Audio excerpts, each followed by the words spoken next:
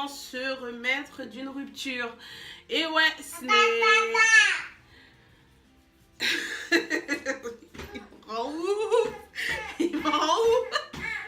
Alors, pardon. Ce n'est jamais facile de se remettre d'une rupture. Mais il faut le faire, hein. Il faut le faire, sinon ben, on n'avance pas, sinon on reste bloqué dans la relation qui a échoué, quoi. Et donc c'est pas l'idéal en fait. Oui. Là, parce que là hop là, voilà. Coucou. Voilà, donc je disais comment se remettre d'une rupture. C'est le thème d'aujourd'hui. Alors, je vais vous donner quelques petits conseils qui ont fonctionné pour moi. J'espère que, bon, bah, ils vous aideront.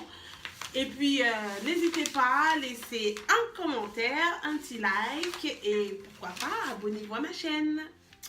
Le premier... Oui, mon bébé. Le premier conseil que je vous donnerais serait de pleurer un bon coup. En effet, hein. C'est pas facile, mais il faut pleurer un bon coup. Et une bonne fois pour toutes. Comme ça, bah, vous allez plus pleurer. Et comme ça, ce sera fait en fait. Dès que c'est fait, on passe à autre chose. Vous prenez un bon paquet de mouchoirs. Vous pleurez, mais vraiment toutes les larmes de votre corps. Vous mettez voilà, toutes vos émotions là-dedans. Vous faites sortir toute votre frustration. Et puis, une fois que c'est fait, next. Et on passe à autre chose. Ensuite, conseil numéro 2, se remettre en question. Se remettre en question, pourquoi? Parce que c'est hyper important. Savoir le pourquoi de l'échec, en fait. Pourquoi la relation a échoué? Est-ce que c'était pas à cause de moi? Est-ce que j'étais pas trop possessive? Trop jalouse? Voilà, est-ce que c'était de ma faute finalement? Se remettre en question et être honnête envers soi-même. N'hésitez pas à vous mettre devant un miroir et à vous dire les 4 vérités. Soyez honnête envers vous-même, mais ne soyez pas dur envers vous-même. Donc, ça sert à rien. Ça va vous démoraliser et vous allez vous faire encore plus de mal. Or que c'est pas ça le but. Le but, c'est de comprendre pourquoi ça n'a pas marché et de se dire que non, je ne veux plus que ça m'arrive pour telle ou telle raison. Le troisième conseil que je vous donnerai, c'est de faire le bilan et le bilan de la relation et de voir le côté positif de cette relation. Voilà, ne vous dites pas que cette relation a été un complet échec, que ça n'a servi à rien. C'est pas, non, ne vous dites pas ça. Il y a forcément du positif quelque part. Donc faites le bilan, posez-vous la bonne question et à savoir qu'est-ce que vous attendez de la prochaine relation. Comment est-ce que vous voulez que votre futur compagnon soit? Qu'est-ce que vous attendez de lui? Et qu'est-ce que vous attendez de vous-même dans cette relation? Histoire de ne pas refaire les mêmes erreurs en fait. Le quatrième conseil serait de reprendre du poil de la bête.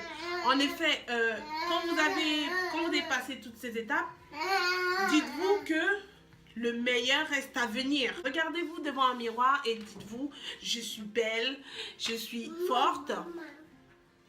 Et puis, il n'y a que le meilleur qui m'attend. Je suis belle, je suis forte et il n'y a que le meilleur qui m'attend. Vous dites cette phrase tous les jours, tous les matins, ou tous les soirs, ou plusieurs fois dans la journée. Quand vous sentez que ça va mal, dites-vous ça, je suis belle, je suis forte et il n'y a que le meilleur qui m'attend. Je ne m'habitue pas sur mon sort. Reprenez du poil de la bête, boostez-vous. Dites-vous, voilà, la vie ne s'arrête pas là, elle doit continuer. Certes, c'est un échec, certes, c'est regrettable, mais je n'ai pas le droit d'abandonner, je n'ai pas le droit de déprimer, je ne peux pas me laisser aller juste parce que ça n'a pas marché. Il est hors de question. Voilà, donc n'hésitez pas, parlez-vous, dites-vous cette phrase, je suis belle, je suis forte et je mérite le meilleur et je mérite de regarder vers l'avant. Je mérite d'avoir un homme qui m'aime pour moi et pour ce que je suis, pas pour ce qu'il voudrait que je sois. N'hésitez pas à vous mettre en valeur pour vous, voilà, pour reconstruire cette confiance en soi qui a été un peu perdue. N'hésitez absolument pas. Le cinquième conseil que je vous donnerai, c'est d'appeler vos amis, de décrocher le téléphone, d'appeler vos amis et de sortir. Sortez, ne restez pas à la maison, ne vous enfermez pas parce que c'est comme ça que la dépression va commencer et va vous attraper finalement. Sortez, appelez vos potes. Oui, tu fais quoi? Oh, mais rien, mais écoute, viens, on va au pub, viens, on va en boîte, voilà. Sortez, ne vous enfermez pas. Vraiment pas. Le 6e conseil que je vous donnerai, c'est de faire le tri des affaires de votre ex. Mettez ça dans un carton. Triez toutes les affaires qui vous... Par exemple, ses t-shirts. Toutes les choses qui vous le rappellent. Ses t-shirts qu'il avait laissés, sa brosse à dents, je ne sais quoi. Mettez-les dans un carton et dans un placard. Ou alors, si c'est vraiment trop, à la poubelle. Mais ne jetez pas les cadeaux les plus riches. Genre l'ordinateur, je sais pas moi. L'ordinateur. L'ordinateur c'est important. Non, jetez pas l'ordinateur. L'ordinateur. Mais après, si c'est une bague, rendez la bague. C'est rien ça. C'est pas grave. Rendez la bague. Parce que voir la bague, ça peut vous déprimer. Rendez la bague. Ou vous vendez la bague. Vendez-la. Vendez-la et vous achetez à manger avec. Je sais pas. Vous achetez un sac de luxe. Tiens. Vendez-la. Faites les courses avec ce que vous voulez. Mais gardez pas les affaires de votre ex. Ça sert à rien. Et ça va vous déprimer. Et on cherche absolument pas à déprimer, n'est-ce pas? Le 7e conseil que je vous dirais de faire, c'est de faire la liste de ses qualités, de ses défauts. Surtout ses défauts d'ailleurs, faites une liste de tout ce que vous n'aimez pas chez lui. Tout ce que vous n'aimez pas, parce que c'est comme ça que vous allez vous rappeler à quel point il a été pas gentil et pas bien avec vous finalement. Faites la liste de tout, c'est-à-dire de tous ses défauts vraiment, de tout ce qu'il tout ce qu'il a fait qui était nul. Faites cette liste et vraiment en faisant cette liste, vous allez vous-même vous dire ah ouais c'est vrai, il était comme ça avec moi, franchement c'est n'importe quoi, comment est-ce que j'ai pu accepter ça, moi aussi j'étais pas bien. Vous allez en quelque sorte exorciser cette relation. Le 8e conseil que je vous donnerai, et ça c'est un conseil très très important, après une rupture, prenez du temps pour vous. C'est hyper important. Évitez de vous jeter dans une autre relation parce qu'en général ce sont des relations pansements. Prenez du temps pour vous.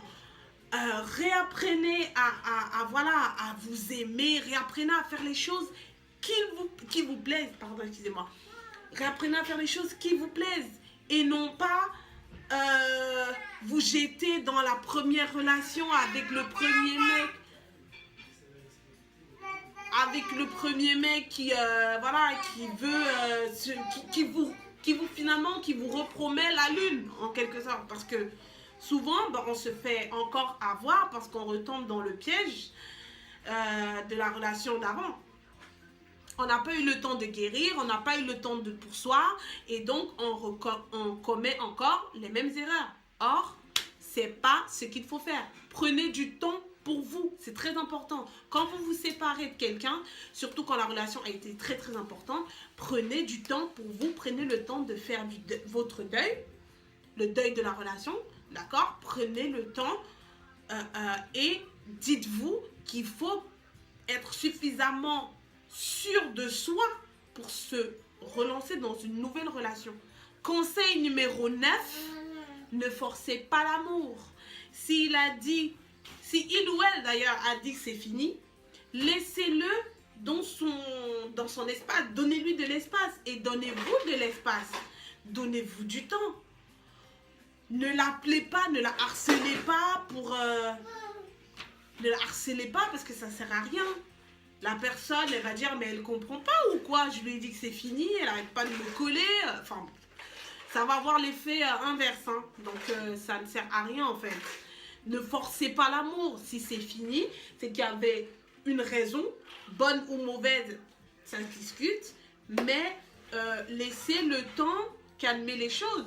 Si ça doit se refaire, si jamais un jour vous vous remettez avec votre ex, ce qui n'est pas interdit, ben, il faudra que vous sachiez pourquoi c'est fini et surtout pourquoi vous ne voulez pas que les mêmes choses se repassent en fait?